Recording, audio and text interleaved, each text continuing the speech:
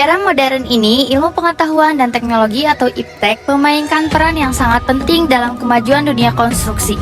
Sebagai insinyur sipil, kita berada di garis terdepan dalam menerapkan teknologi terbaru untuk membangun infrastruktur yang lebih aman, efisien, dan ramah lingkungan. Teknologi dalam teknik sipil terus berkembang pesat, mulai dari perangkat lunak desain seperti CAD, Computer Aided Design, dan BIM Building Information Modeling yang memungkinkan perencanaan yang lebih akurat dan efisien hingga penggunaan material baru yang lebih kuat, tahan lama, dan ramah lingkungan.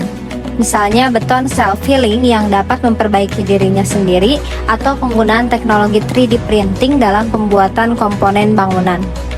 Selain itu, IPTEK juga membantu kita dalam mewujudkan pembangunan berkelanjutan dengan memanfaatkan energi terbarukan, sistem pengelolaan air yang efisien, dan penggunaan bahan bangunan yang ramah lingkungan.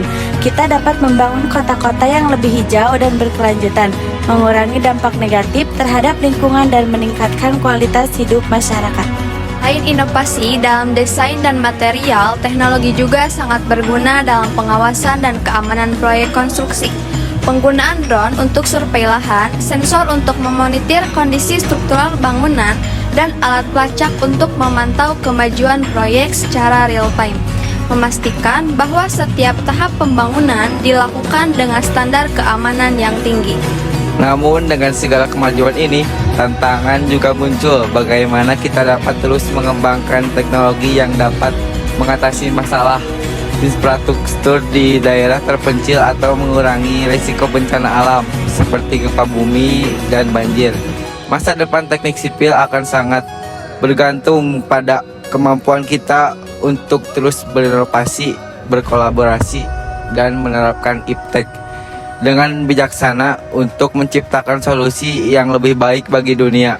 Sebagai calon insinyur sipil, kita memiliki tanggung jawab besar untuk terus mengembangkan dan menerapkan teknologi dalam setiap proyek yang kita kerjakan.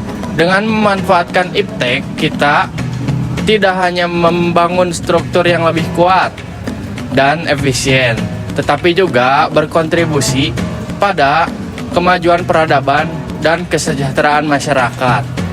Mari bersama-sama mewujudkan masa depan yang lebih baik melalui inovasi teknik sipil.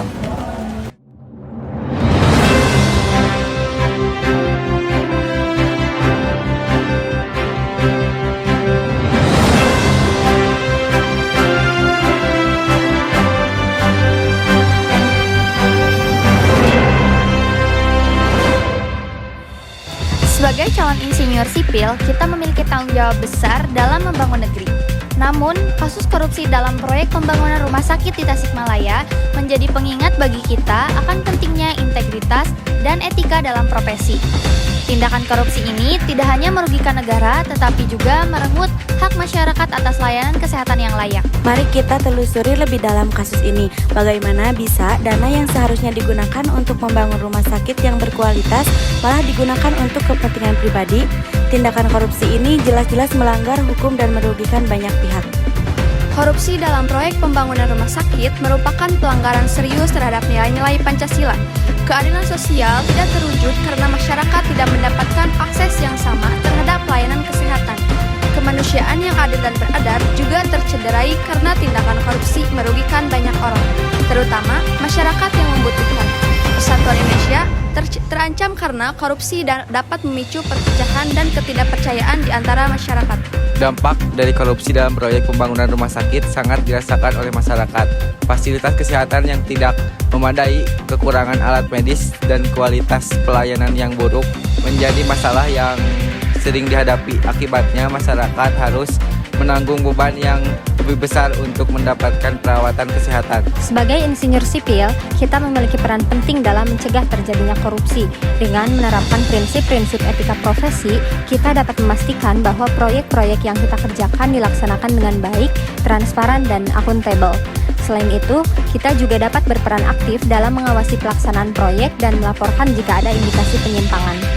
Untuk mencegah terjadinya kasus serupa, diperlukan upaya bersama dari seluruh pihak, peningkatan transparansi dalam pengadaan barang dan jasa, partisipasi masyarakat dalam pengawasan proyek, serta penegakan hukum yang tegas terhadap pelaku korupsi menjadi kunci untuk mewujudkan pembangunan yang bersih dan berkelanjutan.